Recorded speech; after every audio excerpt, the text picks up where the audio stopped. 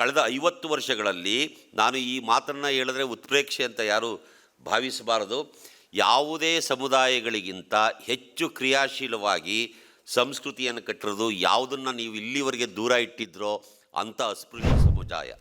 ಇದು 50 ವರ್ಷಗಳ ಹಿಂದಿನ ಚರಿತ್ರೆಯನ್ನು ಇವತ್ತು ನೆನೆಯೋದ್ರ ಮೂಲಕ ಮುಂದೆ 500 ವರ್ಷಗಳ ಭವಿಷ್ಯವನ್ನು ರೂಪಿಸೋದಕ್ಕೆ ಈ ವರ್ಕ್ಶಾಪ್ ಕಾರಣ ಆಗೋದಾದರೆ ಅದಕ್ಕಿಂತ ಸಂತೋಷ, ಸಾರ್ಥಕತೆ ಸಾಹಿತ್ಯ ಅಕಾಡೆಮಿಗೆ ಅಥವಾ ನಮ್ಮೆಲ್ಲರಿಗೂ ಬೇರೆ ಇಲ್ಲ. ಈ ಸಮಾರಂಭದ ಅಧ್ಯಕ್ಷತೆಯನ್ನು ವಿಶ್ವವಿದ್ಯಾಲಯದ ಸನ್ಮಾನ್ಯ ಕುಲಪತಿಗಳಾದಂಥ ಡಾಕ್ಟರ್ ಜೈಕರ್ ಅವರು ವಹಿಸಿದ್ದಾರೆ. ಅಷ್ಟೇ ಅಲ್ಲ, ನಮ್ಮ ಗೋವಿಂದಯ್ಯನವರು ಮೈಸೂರಿನಿಂದ ಬಂದಿದ್ದಾರೆ. ಈ ಇಡೀ ವರ್ಕ್ಶಾಪ್ನ ದಿಕ್ಸೂಚಿ ಮಾತುಗಳನ್ನು ಅವರು ಆಡೋವಂಥವ್ರಿದ್ದಾರೆ. ಹಾಗೆಯೇ ಚಂದ್ರಕಾಂತ್ ಕುರಿಗಾರ್ ಅವರಿದ್ದಾರೆ. ಆಮೇಲೆ ಈ ಶಿಬಿರವನ್ನು 3 ದಿವಸಗಳ ಕಾಲ ನಿರ್ದೇಶನ ಮಾಡ್ತಾ ಇರೋರು ಮತ್ತು ನಮ್ಮ ರವಿಕುಮಾರ್ ಬಾಗಿ ಹೇಳಿದಾಗೆ ಇಡೀ ಶಿಬಿರದ ಕಾರ್ಯಕ್ರಮಗಳು ಹೇಗಿರಬೇಕು ಅನ್ನೋಂಥದ್ದನ್ನು ರೂಪಿಸಿಕೊಟ್ಟವರು ಹಿರಿಯರಾದಂಥ ಕೊಟ್ಟಗಾನಹಳ್ಳಿ ರಾಮಯ್ಯನವರಿದ್ದಾರೆ. ಹಾಗೆಯೇ ನಮ್ಮ ರಿಜಿಸ್ಟ್ರಾರ್ ಕರಿಯಪ್ಪನವರು ಮತ್ತು ಈ ಶಿಬಿರಕ್ಕೆ 2 ಸಹ ನಿರ್ದೇಶಕರಿದ್ದಾರೆ, ಸರಸ್ವತಿಯವರು ಮತ್ತು ನಮ್ಮ ಸುಬ್ಬಣ್ಣ. ಹಾಗೆಯೇ ನಮ್ಮ 2 ಸದಸ್ಯರು ಈ ಸಮಾರಂಭದಲ್ಲಿದ್ದಾರೆ, ಅಕೈ ಪದ್ಮಶಾಲಿ ಮತ್ತು ನಮ್ಮ ಹೊನ್ಕಲ್ ಅವರು. ಈ ಶಿಬಿರವನ್ನು ತುಂಬ ಚೆನ್ನಾಗಿ ಸಂಯೋಜನೆ ಮಾಡೋದಕ್ಕೆ ಭಾಳ ಶ್ರಮಪಟ್ಟಿರೋದು ನಮ್ಮ ಸಾಹಿತ್ಯ ಅಕಾಡೆಮಿಯ ಸದಸ್ಯರಾದಂಥ ಡಾಕ್ಟರ್ ರವಿಕುಮಾರ್ ಬಾಗಿ. ಅಷ್ಟೇ ಅಲ್ಲ, ಈ ಸಮಾರಂಭದೊಳಗೆ ಎಷ್ಟು ಜನ ಇದ್ದಾರೆ ಅಂತಂದರೆ ಇದನ್ನೆಲ್ಲ ಹೇಳ್ತಾ ಹೋದರೆ ಇದೇ 1 ಗಂಟೆ ಆಗ್ಬೋದು. ನಮ್ಮ ಕರ್ನಾಟಕ ನಾಟಕ ಅಕಾಡೆಮಿಯ ಸನ್ಮಾನ್ಯ ಅಧ್ಯಕ್ಷರಾದಂಥ ಡಾಕ್ಟರ್ KV ನಾಗರಾಜಮೂರ್ತಿ ಅವರಿದ್ದಾರೆ, ಲಕ್ಷ್ಮೀಪತಿ CG ಇದ್ದಾರೆ, ಆ ಕಡೆ ಮಾವಳ್ಳಿ ಅವರಿದ್ದಾರೆ, ಆಮೇಲೆ ಚಿತ್ತಯ್ಯ ಪೂಜಾರು, ಈ ಕಡೆ ಸಾಕಷ್ಟು ಜನ ನನಗೆ ಕಣ್ಣಿಗೆ ಹೊಡಿತಾ ಇರೋದ್ರಿಂದ ಕಾಣಿಸ್ತಾ ಇಲ್ಲ, ತುಂಬ ಜನ ಇದ್ದೀರಿ. ನಮ್ಮ HR ಸ್ವಾಮಿ, ಈ ಥರ ಸಾಕಷ್ಟು ಜನ ಇದ್ದೀರಿ. ನಿಮ್ಮೆಲ್ಲರನ್ನೂ ಕೂಡ ನಾನು ಅಲ್ಲದೆ ಸುಮಾರು 60 ಜನ ಶಿಬಿರಾರ್ಥಿಗಳು ಸಾಹಿತ್ಯ ಅಕಾಡೆಮಿ ಅರ್ಜಿ ಹಾಕಿ ಒಂದು 200-250 ಅರ್ಜಿಗಳು ಬಂದಿದ್ದು. ಅದರಲ್ಲಿ ನಾವು ನಿಯಮಾವಳಿಗಳ ಪ್ರಕಾರ 50 ಜನನ ಆಯ್ಕೆ ಮಾಡಬೇಕಾಗಿತ್ತು. ಆದರೆ ಮತ್ತೂ ಕೆಲವರು ಇಲ್ಲ ನಮಗೂ ಬರಬೇಕು ಅಂತೇಳಿ ನನಗೆ ಕೆಲವರು ಮೆಸೇಜ್ ಮಾಡೋದು, ಫೋನ್ ಮಾಡೋದೆಲ್ಲ ಮಾಡಿದಾಗ ನಮ್ಮ ರಿಜಿಸ್ಟ್ರಾರ್ಗೆ ಇರೋದನ್ನೇ ಎಲ್ರಿಗೂ ಹಂಚೋಣಪ್ಪ, ಯೋಚನೆ ಮಾಡೋದು ಬೇಡ ಅಂತ ಹೇಳಿ ಇನ್ನೂ 10 ಜನ ಶಿಬಿರಾರ್ಥಿಗಳು ಹೆಚ್ಚು ಇದ್ದಾರೆ. ಅಷ್ಟೇ ಅಲ್ಲ, ಬೆಂಗಳೂರು ವಿಶ್ವವಿದ್ಯಾಲಯದ 30 ಜನ ಆಸಕ್ತ ಶಿಬಿರಾರ್ಥಿಗಳು 3 ದಿವಸ ಇಲ್ಲಿಗೆ ಬರುವಂಥವ್ರು ಇದ್ದಾರೆ. ಇವ್ರನ್ನೆಲ್ಲ ಆಹ್ವಾನಿಸಿ ಸಂಯೋಜನೆ ಮಾಡಿ ಜೋಡಿಸಿ ಕೊಟ್ಟಿರೋರು ಡಾಕ್ಟರ್ ಡಾಮಿನಿಕ್ ಅವರು. ಸೊ ಹೀಗೆ ಹಲವರ ಪರಿಶ್ರಮದಿಂದ ಈ ಶಿಬಿರ ಆಗಿದೆ. ತುಂಬ ದಿನಗಳಿಂದ ಈ ಶಿಬಿರ ಮಾಡಬೇಕು ಅಂಥೇಳಿ ಒಂದು ಆಲೋಚನೆ ನಮಗಿತ್ತು. ಆದರೆ ತಕ್ಷಣಕ್ಕೆ ಅದು ಸಾಧ್ಯ ಆಗ್ತಾ ಇರಲಿಲ್ಲ. ಇವತ್ತು ರವಿ ಅವರ ಪ್ರಯತ್ನದಿಂದ ಇಷ್ಟೆಲ್ಲ ಆಗಿರೋದಕ್ಕೆ ಭಾಳ ಸಂತೋಷ ಆಗಿದೆ. ಇರಲಿ, ಈ ಶಿಬಿರದ ಅಗತ್ಯವಾದರೂ ಏನಿದೆ ಅನ್ನೋಂಥದ್ದನ್ನು ನಾವು ಯೋಚನೆ ಮಾಡಬೇಕಾಗಿದೆ. ಒಂದು ಹೋರಾಟ ಅಥವಾ ಆ ಹೋರಾಟದ ಉಪ ಉತ್ಪನ್ನವಾಗಿಯೋ ಅಥವಾ ಬೇರೆ ರೀತಿಯಲ್ಲಿಯೋ ಬರುವ ಒಂದು ಸಾಹಿತ್ಯ, ಇವುಗಳನ್ನು 50 ವರ್ಷಗಳು ಮುನ್ನಡೆದಿದ್ದಾವೆ ಅಂತಂದರೆ ಅದನ್ನು ಅಧ್ಯಯನ ಮಾಡಬೇಕಾಗಿರೋದು, ಅದರ ಬಗ್ಗೆ ಯೋಚನೆ ಮಾಡಬೇಕಾಗಿರೋದು ಪ್ರತಿಯೊಬ್ಬರು ಆ ಚಳುವಳಿಯಲ್ಲಿ ಭಾಗಿಯಾದವರು ಮಾತ್ರ ಅಲ್ಲ, ಆ ಚಳುವಳಿಯನ್ನು ದೂರದಿಂದ ನೋಡಿದವರು, ಆ ಚಳುವಳಿಯ ಫಲಾನುಭವಿಗಳು, ಇವರೆಲ್ಲರೂ ಯೋಚನೆ ಮಾಡಬೇಕಾಗಿದೆ. ಆಗ ಚಳುವಳಿಯನ್ನು ಕಟ್ಟಿದ ಬಿ ಕೃಷ್ಣಪ್ಪನವರು ಇವತ್ತು ನಮ್ಮ ಜೊತೆಲಿಲ್ಲ. ಎಷ್ಟೋ ಜನ ಆ ಥರ ಹೋರಾಟಗಾರರು ದೂರ ಆಗಿದ್ದಾರೆ. ಆಗ ದಲಿತ ಕಾವ್ಯವನ್ನು ಬಹಳ ಗಟ್ಟಿಯಾಗಿ ಕಟ್ಟಿದಂಥ ಡಾಕ್ಟರ್ ಸಿದ್ಧಲಿಂಗಯ್ಯನವರು ಇವತ್ತು ನಮ್ಮ ಜೊತೆ ಒಳಗಡೆ ಇಲ್ಲ. ಆದರೆ ಆ ಚಳುವಳಿಗಳನ್ನು ಮುನ್ನಡೆಸಿದ ಅನೇಕ ಜನ ಇನ್ನೂ ಜೀವಂತ ಇದ್ದಾರೆ. ದೇವನೂರು ಮಹಾದೇವ ಅಂತ ಆ ಚಳುವಳಿಯ ಭಾಗವಾಗಿ ಅತ್ಯುತ್ಕೃಷ್ಟ ಕೃತಿಗಳನ್ನು ಕನ್ನಡಕ್ಕೆ ಕೊಟ್ಟಂಥ ಮಹಾದೇವ ಅವರ ಥರದ ಲೇಖಕರು ಇವತ್ತಿಗೂ ಇದ್ದಾರೆ. ಅವರೆಲ್ಲರೂ ಇಡೀ ಕನ್ನಡ ಸಂಸ್ಕೃತಿಯನ್ನು ಒಂದು ರೀತಿಯಲ್ಲಿ ಅದಕ್ಕೊಂದು ಮಾನವೀಯ ಸ್ಪರ್ಶ ಕೊಡೋದ್ರ ಮೂಲಕ ಮುನ್ನಡೆಸ್ತಾ ಇದ್ದಾರಲ್ಲ, ಇದು ಸೋಜಿಗದ ಮತ್ತು ಆಗಬೇಕಾದ ಕೆಲಸ ಆಗಿದೆ. ಇದನ್ನು ನಮ್ಮ ಶಿಬಿರಾರ್ಥಿಗಳು ಮಾತ್ರ ಅಲ್ಲ, ಇದು ಯೂಟ್ಯೂಬ್ನಲ್ಲಿ ನಮ್ಮ ಅನೇಕ ಜನ ಸ್ನೇಹಿತರು, ನಮ್ಮ ಕಿರಣ್ ಕುಮಾರ್ ಈ ಥರದವರೆಲ್ಲರೂ ಇಲ್ಲಿ ಅಪ್ಲೋಡ್ ಮಾಡ್ತಾ ಇದ್ದಾರೆ.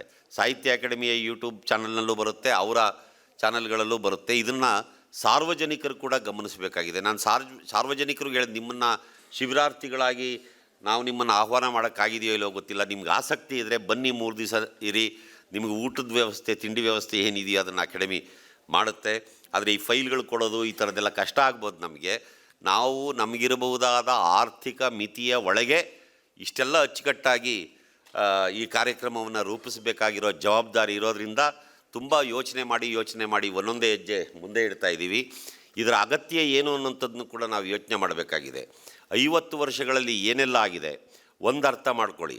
ಈ 50 ವರ್ಷಗಳ ಈ ಅವಧಿ ಇದೆಯಲ್ಲ, ಇದು ಪುಟ್ಟ ನೋಟ ಅಷ್ಟೇ. ನಮಗೆ 5,000 ವರ್ಷಗಳಿಂದ ಅಥವಾ 2-2.5 ವರ್ಷಗಳಿಂದ ಈ ದೇಶದ ದಮನಿತ ಸಮುದಾಯಗಳು, ಮುಖ್ಯವಾಗಿ ಅಸ್ಪೃಶ್ಯ ಜನಾಂಗಕ್ಕೆ ಸೇರಿದವರು, ದಲಿತರು, ಅದಕ್ಕಿಂತ ಹೆಚ್ಚಾಗಿ ಮಹಿಳೆಯರು, ಎಲ್ಲ ಜಾತಿಯ ಮಹಿಳೆಯರು ನೋವು ತಿಂದ್ರಲ್ಲ, ಇವರಿಗೆ ಒಂದು ಧ್ವನಿ ಸಿಗ್ತಾ ಇರೋದು ಇವಾಗ. ಆದರೆ ಒಂದು ಕಾಲದಲ್ಲಿ, ಬುದ್ಧನ ಕಾಲದೊಳಗಡೆ ಭಾಳ ಅದ್ಭುತವಾದ ರೀತಿ ಒಳಗಡೆ ಎಲ್ಲರೂ ಸಮಾನವಾಗಿದ್ದರು, ಎಲ್ಲರೂ ಮಾತಾಡೋಕ್ಕೆ ಅವಕಾಶ ಇತ್ತು.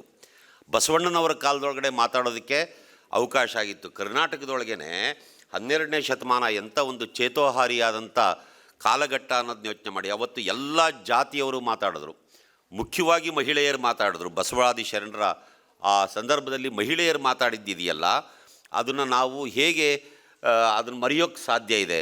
ಅಷ್ಟೇ ಅಲ್ಲ, ನಮ್ಮ ಜನಪದರು 500-600 ವರ್ಷಗಳಿಂದ ಮಂಟೇಸ್ವಾಮಿ ಕಾವ್ಯ ಕಟ್ತವ್ರು ಇರ್ಬೋದು, ಮಲೆಮಹದೇಶ್ವರನ ಕಾವ್ಯ ಇರ್ಬೋದು, ಚುಂಚನಗಿರಿ ಕಾವ್ಯ ಇರ್ಬೋದು, ಅರ್ಜುನ್ ಜೋಗಿ ಇರ್ಬೋದು, ಸೌದತ್ತಿ ಯಲ್ಲಮ್ಮನ ಕಾವ್ಯ ಇರ್ಬೋದು, ಬಿಳಿಗಿರಿ ರಂಗನ ಕಾವ್ಯ ಇರ್ಬೋದು. ಹೀಗೆ ಜನಪದ ಮಹಾಕಾವ್ಯಗಳನ್ನು ಕಟ್ಟಿದ, ಹೇಳ ಹೆಸರೇ ಇಲ್ಲದ ಅನಕ್ಷರಸ್ಥ ಜನ, ಅವರೆಲ್ಲ ಎಲ್ಲೋ ಕೃಷಿ ಕಾರ್ಮಿಕರಾಗಿ, ಕೂಲಿಗಾರರಾಗಿ, ವಿದ್ಯೆ ಇಲ್ಲದೆ ಒದ್ದಾಡ್ತಾ ಇದ್ದಂಥ ಜನ ತಮ್ಮ ಪ್ರತಿಭೆಯನ್ನು ಮುಚ್ಚಿಡಲಿಲ್ಲ.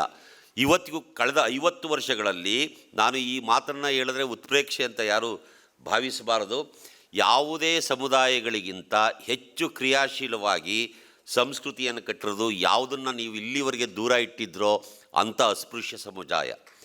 ಹಾಡುಗಾರಿಕೆ ಇರ್ಬೋದು, ಸಂಗೀತ ಇರ್ಬೋದು, ಜನಪದ ಇರ್ಬೋದು, ಸಾಹಿತ್ಯ ಇರ್ಬೋದು. ಒಬ್ಬ ಮಾದೇವನಂಥ ಲೇಖಕ ನಮ್ಮ ಕಾಲದೊಳಗಡೆ ಬೇರೆ ಯಾವ ಸಮುದಾಯಗಳಲ್ಲೂ ಹುಟ್ಟು ಬಂದಿರೋದನ್ನ ನನಗೆ ನೋಡೋಕ್ಕೆ ಸಾಧ್ಯ ಇಲ್ಲ. ಅಷ್ಟರ ಮಟ್ಟಿಗೆ ಮಾದೇವ ಬರೆದಿರೋದೇ ಅತ್ಯಂತ ಕಡಿಮೆ ಸಂಖ್ಯೆಯ ಕೃತಿಗಳು. ಆ ಕೃತಿಗಳೇ ನಮ್ಮ ಮೇಲೆ, ಇಡೀ ಕನ್ನಡ ಸಂಸ್ಕೃತಿಯ ಮೇಲೆ ಉಂಟು ಮಾಡಿರುವ ಪರಿಣಾಮ ಇದೆಯಲ್ಲ, ಅಗಾಧವಾದ ಪರಿಣಾಮವನ್ನು ಮಾದೇವರ ಸಾಹಿತ್ಯ ಕೃತಿಗಳು, ಕುಸುಮಬಾಲೆ ಇರ್ಬೋದು, ಒಡಲಾಳ ಇರ್ಬೋದು, ಎದೆಗೆ ಬಿದ್ದ ಅಕ್ಷರ ಇರ್ಬೋದು, ಇದು ಯಾವುದನ್ನಾದರೂ ಓದಿ ನೀವು. ದ್ಯಾವನೂರು ಅನ್ನೋ ಕಥಾ ಸಂಕಲನಗಳು, ಬೆರಳೆಣಿಕೆಯ ಈ ಕೃತಿಗಳು ನಮ್ಮ ಮೇಲೆ ಉಂಟು ಮಾಡಿರುವ ಪರಿಣಾಮ, ಅಥವಾ ಕನ್ನಡ ಸಾಹಿತ್ಯ ಚರಿತ್ರೆಯಲ್ಲಿ ಅದು ನೆಲೆ ನಿಲ್ತಾ ಇರುವಂಥ ಆ ವಿದ್ವತ್ತಿದೆಯಲ್ಲ, ಅದು ಬೇರೆ ಯಾರಿಂದಲೂ ಸಾಧ್ಯ ಆಗಿಲ್ಲ. ನಮಗೆ ಒಂದು ಕಾಲದಲ್ಲಿ ಕುವೆಂಪು ಮಾಡಿಕೊಟ್ರು, ಇದನ್ನು ಕುವೆಂಪು ಯುಗ ಅಂತ ಕರಿತೀವಿ, ನಿಜ, ಇಲ್ಲ ಅಂತಲ್ಲ. ಆದರೆ ಕುವೆಂಪು ಅವರನ್ನೇ ತನ್ನ ಪ್ರೇರಣೆಯನ್ನಾಗಿ ಇಟ್ಕೊಂಡಿದ್ದು ಸಿದ್ಧಲಿಂಗಯ್ಯನವರು. ಸಿದ್ಧಲಿಂಗಯ್ಯನವರು ತಾವು ಪದ್ಯ ಬರೆದು DR ನಾಗರಾಜ್ ಎದುರುಗಡೆ ಓದ್ತಾ ಇದ್ದರಂತೆ. ಇದು ಯಾರು ಬರೆದಿರೋದು? ಅವು ಇನ್ನೂ ವಿದ್ಯಾರ್ಥಿಗಳವರಿಬ್ಬರು, ಇದು ಕುವೆಂಪು ಅವ್ರ ಪದ್ಯ ಅಂತ ಹೇಳಿ ತಾನು ಬರೆದ ಕವಿತೆಗಳನ್ನು ಸಿದ್ಧಲಿಂಗಯ್ಯ ಕುವೆಂಪು ಬರೆದಿದ್ದು ಅಂತ ಹೇಳ್ಬಿಡೋರಂತೆ. ಯಾಕೆ ಅಂತಂದರೆ DR ನಾಗರಾಜು ತಲೆ ಕೆಡಿಸ್ಕೊಂಡು, ಇದೇನಪ್ಪ ಕುವೆಂಪು ಇಷ್ಟೊಂದು ಪದ್ಯಗಳು ಎಲ್ಲ ಓದಿದ್ದೀನಿ, ಎಲ್ಲೂ ಈ ಪದ್ಯ ಓದೇ ಇಲ್ವಲ್ಲ ನಾನು ಅನ್ನೋಂಥ ಅನುಮಾನ ಬರೋ ಹಾಗೆ. ಅಂದರೆ ಕುವೆಂಪು ಅವರನ್ನು ಮಾದರಿಯಾಗಿ ಸಿದ್ಧಲಿಂಗಯ್ಯನಂಥ ಕವಿಗಳು ಇಟ್ಕೊಂಡಿದ್ರು. ನೋಡಿ, ಇದು ಬಿಡಿ, ಇದ್ರ ಮೂಲಕ ನನಗೆ ಏನನ್ನಿಸ್ತದೆ ಅಂತಂದರೆ, ಇಷ್ಟು ವರ್ಷ ಇವ್ರನ್ನ ತುಳಿದಿಡಲಾಗಿತ್ತಲ್ಲ, ಇವರಿಗೆ ಧ್ವನಿ ಕೊಡದಲೇ ಹೋಗಿತ್ತಲ್ಲ. ಅಕಸ್ಮಾತ್ ಈ ದೇಶಕ್ಕೆ ಸ್ವಾತಂತ್ರ್ಯ ಬರದೇ ಇದ್ದರೆ, ಅಕಸ್ಮಾತ್ ಈ ದೇಶಕ್ಕೆ ಬ್ರಿಟಿಷರು ಬರದೇ ಇದ್ದಿದ್ರೆ, ಇಲ್ಲೊಬ್ಬ ನಾಲ್ವಡಿ ಕೃಷ್ಣರಾಜ ಒಡೆಯರಂಥ ದೊರೆ ಇಲ್ಲದೇ ಇದ್ದರೆ, ಅಕಸ್ಮಾತ್ ಎಲ್ಲೋ ಕುದ್ಮುಲ್ ರಂಗರಾಯರಂಥ ಒಬ್ಬ ಸಮಾಜ ಸುಧಾರಕ ಇಲ್ಲದೇ ಇದ್ದರೆ, ಅಥವಾ ದಲಿತರ ಮೊಟ್ಟ ಮೊದಲ ವಿದ್ಯಾಗುರುವಾಗಿದ್ದಂಥ ತಲಕಾಡಿನ ರಂಗೇಗೌಡರಂಥ ಒಬ್ಬ ಮೇಷ್ಟ್ರು ಇಲ್ಲದೇ ಇದ್ದಿದ್ದರೆ, ಈ ದಲಿತ ಜನಾಂಗ ಏನಾಗ್ತಾ ಇತ್ತು? ಬಾಬಾ ಸಾಹೇಬರು ಸಂವಿಧಾನವನ್ನು ಬರೀದೇ ಇದ್ದರೆ ಇಡೀ ದೇಶದ ಜನ ಯಾವ ಇಕ್ಕಟ್ಟಿನಲ್ಲಿ ನರಳ್ತಾ ಇದ್ರು ಅನ್ನೋಂಥದ್ದು ಯೋಚನೆ ಮಾಡಿ. ಯಾಕೆ 50 ವರ್ಷವನ್ನು ಅಧ್ಯಯನ ಮಾಡಬೇಕಾಗಿದೆ ಅಂದರೆ, ಸಂವಿಧಾನವನ್ನು ನಾವು ಕಾಪಾಡ್ಕೋಬೇಕಾಗಿದೆ. ಈ ಸಂವಿಧಾನದ ಬಲದಿಂದಾಗಿಯೇ ಇವತ್ತು ಸಾವಿರಾರು ವರ್ಷಗಳಿಂದ ಮಾತಿಲ್ಲದೆ ಮೂಕವಾಗಿ ಕೊರಗ್ತಾ ಇದ್ದ, ನರಳ್ತಾ ಇದ್ದ, ಚಿತ್ರಹಿಂಸೆ, ಅವಮಾನ, ಅನ್ಯಾಯ, ಅತ್ಯಾಚಾರಗಳಿಗೆ ಒಳಗಾಗ್ತಾ ಇದ್ದ ಈ ಸಮುದಾಯಗಳು ಸಂವಿಧಾನದ ಬಲದಿಂದ ಬಲಿಷ್ಠಗೊಳ್ತಾ ಇದ್ದಾವೆ. ಈ ಸಂವಿಧಾನ ಬಲದಿಂದ ಎಲ್ಲರಿಗೂ ಸ್ವಾತಂತ್ರ್ಯ, ಸಮಾನತೆ, ಸಂಪತ್ತು, ಅಧಿಕಾರ ಇವೆಲ್ಲವೂ ಸಿಗ್ತಾ ಇದ್ದಾವಲ್ವಾ. ಇದರ ಬಗ್ಗೆ ಯಾರಿಗೋ ಕೋಪ ಇದೆ. ಆ ಕೋಪದ ಕಾರಣಕ್ಕಾಗಿ ಅವರು ನಾವು ಸಂವಿಧಾನ ಬದಲಾಯಿಸೋದಕ್ಕೋಸ್ಕರನೇ ಬಂದಿದ್ದೀವಿ ಅಂತ ಬಹಿರಂಗವಾಗಿ ಹೇಳ್ತಾ ಇದ್ದಾರೆ. ಅವ್ರ ಜೊತೆಗೆ ಉಳಿದ ಬಸವಣ್ಣನ ಅಭಿಮಾನಿಗಳು, ಕುವೆಂಪು ಅಭಿಮಾನಿಗಳು, ಅವ್ರ ಜಾತಿಗೆ ಸೇರಿದವರು ಅಷ್ಟೇ ಅಲ್ಲ, ಬಾಬಾ ಸಾಹೇಬರ ಸಂಕುಲದಲ್ಲಿ ಹುಟ್ಟಿದವರು ಅವ್ರ ಜೊತೆಗೆ ಹೋಗಿ ಚಪ್ಪಾಳೆ ಹೊಡಿತಾ ಇರೋದು ಇದೆಯಲ್ಲ, ಅವ್ರಿಗೆ ಬೆಂಬಲಿಸ್ತಾ ಇರೋದಿಲ್ಲ. ಅದರ ಮುಂದಿನ ಅಪಾಯ ಏನು ಅನ್ನೋದು ಇವ್ರಿಗೆ ಗೊತ್ತಾಗ್ತಾ ಇಲ್ಲ. ಈಗ ಮುಸಲ್ಮಾನರನ್ನ, ಕ್ರೈಸ್ತರನ್ನ ಮಾತ್ರ ಟಾರ್ಗೆಟ್ ಮಾಡ್ತಾ ಇದ್ದಾರೆ ಅವರು. ಆದರೆ ಮುಸಲ್ಮಾನರು, ಕ್ರೈಸ್ತರು ಅವರ ವೈರಿಗಳಲ್ಲ, ಅವ್ರನ್ನ ಇವತ್ತಲ್ಲ ನಾಳೆ ಅಪ್ಕೊಳ್ಳೋಕೆ ರೆಡಿ ಇದ್ದಾರೆ. ಎಷ್ಟೋ ಸಾವಿರ ವರ್ಷಗಳಿಂದ ಅವರಿಗೆ ತಮ್ಮ ಹೆಣ್ಮಕ್ಳನ್ನ ಕೊಟ್ಟು ಒಳಿಯಂದಿರನ್ನು ಮಾಡ್ಕೊಂಡಿರೋದು ನಾವು ಚರಿತ್ರೆ ಒಳಗೂ ನೋಡಿದ್ದೀವಿ, ನಮ್ಮ ಕಾಲದಲ್ಲೂ ನೋಡಿದ್ದೀವಿ. ಅವ್ರ ಬಗ್ಗೆ ಅಲ್ಲ ಅವ್ರ ಕೋಪ ಇರೋದು, ಅದು ಮೇಲ್ನೋಟಕ್ಕೆ ಈ ಮತವನ್ನು ಕೇಂದ್ರೀಕರಣ ಮಾಡೋದಕ್ಕೋಸ್ಕರ ಅವರು ಮುಸಲ್ಮಾನರ ವಿರುದ್ಧ ಮಾತಾಡ್ತಿರ್ಬೋದು. ನಿಜವಾಗಲೂ ಅವರ ಕೋಪ ಇರೋದು ಈ ದೇಶದ ನಿಜವಾದ ಮೂಲ ನಿವಾಸಿಗಳಾದಂಥ ದಲಿತರು, ಶೂದ್ರರು ಹಾಗೂ ನಮ್ಮ ತಾಯಂದಿರು, ಇವ್ರ ಮೇಲೆ ಕೋಪ ಇರೋದು ಅವರಿಗೆ. ಇವರಿಗೆ ಸಿಕ್ಕಿರೋಂಥ ಈ ಅಧಿಕಾರ, ಗೌರವ, ಅಕ್ಷರ ಇವುಗಳ ಬಗ್ಗೆ ಅವರಿಗೆ ಹೊಟ್ಟೆ ಉರಿ ಇದೆ. ನಮಗೆ ಯಾವತ್ತು ಇವರು ನಮ್ಮ ಸೇವೆ ಮಾಡ್ಕೊಂಡಿರ್ಬೇಕಾದವರು ಇವತ್ತು ಸ್ವತಂತ್ರ ಪಡೆದಿದ್ದಾರಲ್ಲ, ಅಧಿಕಾರಿಗಳಾಗ್ತಾವ್ರೆ, ಮಂತ್ರಿಗಳಾಗ್ತಾವ್ರೆ, ಶಾಸಕರಾಗ್ತಾ ಇದೆ, ಮುಖ್ಯಮಂತ್ರಿಗಳಾಗ್ತಾ ಇದ್ದಾರೆ, ಎಲ್ಲ ರೀತಿಯ ಅಧಿಕಾರಗಳನ್ನು ಈ ಅಸ್ಪೃಶ್ಯ ಜನಾಂಗದವರು ಪಡಿತಾ ಇದ್ದಾರಲ್ಲ ಅನ್ನುವ ಒಂದು ಹೊಟ್ಟೆ ಉರಿ ಯಾರಿಗೋ ಬಂದಿದೆ. ಅದು ನಮ್ಗೆ ಅರ್ಥ ಆಗದೆ ಇದ್ದರೆ, ಇಷ್ಟು ಸೂಕ್ಷ್ಮ ಅರ್ಥ ಆಗದೆ ಇದ್ದರೆ ನಾವು ಏನು ಸಾಹಿತ್ಯ ಓದಿ ಏನು ಪ್ರಯೋಜನ, ಚರಿತ್ರೆ ಓದಿ ಏನು ಪ್ರಯೋಜನ, ಸಂಸ್ಕೃತಿ ಬಗ್ಗೆ ಅಧ್ಯಯನ ಮಾಡಿ ಏನು ಪ್ರಯೋಜನ ಆಗುತ್ತೆ? ಇವನ್ನ ಮತ್ತೆ ಮತ್ತೆ ನೆನಪು ಮಾಡಬೇಕಾಗತ್ತೆ. ನಮ್ಮ ಜನ ಎಂಥವ್ರು ಅಂತಂದರೆ ಭಾಳ ಬೇಗ ವಿಸ್ಮೃತಿಗೆ ಒಳಗಾಗ್ಬಿಡ್ತೀವಿ. ನಮಗೆ ಚರಿತ್ರೆನೇ ಗೊತ್ತಾಗಲ್ಲ, ದೇಶದ ಚರಿತ್ರೆ ಗೊತ್ತಿಲ್ಲ, ಈ ನಾಡಿನ ಚರಿತ್ರೆ ಗೊತ್ತಿಲ್ಲ, ನಮ್ಮ ಜನಾಂಗಗಳ ಚರಿತ್ರೆ ಗೊತ್ತಿಲ್ಲ, ಇಲ್ಲಿನ ಸಾಮಾಜಿಕ ವ್ಯವಸ್ಥೆಯ ಚರಿತ್ರೆಯನ್ನು ಮರೆತು ಬಿಡ್ತಾ ಇದ್ದೀವಿ.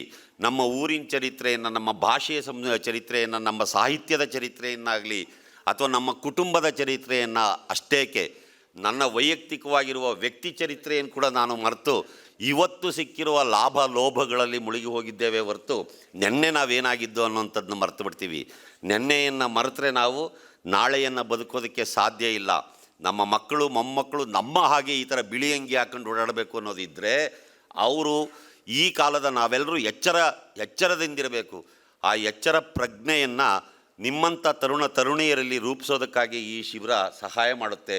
ಈ ಶಿಬಿರದಲ್ಲಿ ಸುಮಾರು 14 ಗೋಷ್ಠಿಗಳು 3 ದಿವಸ ನಡೀತಾ ಇದ್ದಾವೆ. ಪ್ರತಿಯೊಂದು ಗೋಷ್ಠಿಯೂ ಕೂಡ ವಿಶೇಷವಾದದ್ದಿದೆ.